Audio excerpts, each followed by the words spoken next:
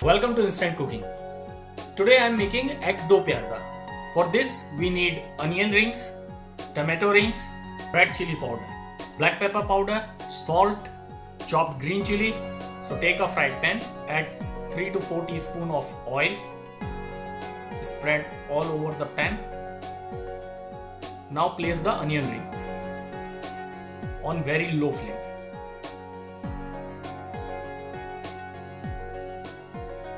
After placing onion rings, add tomato rings.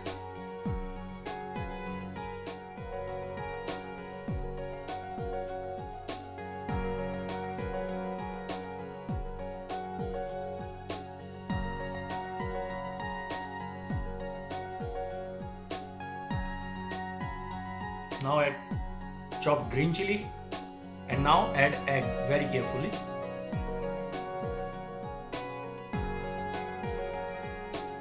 I am using 4 eggs here. Add salt to taste. Add black pepper powder, red chili powder.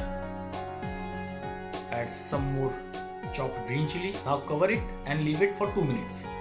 And your egg do pyaza is ready. Thank you.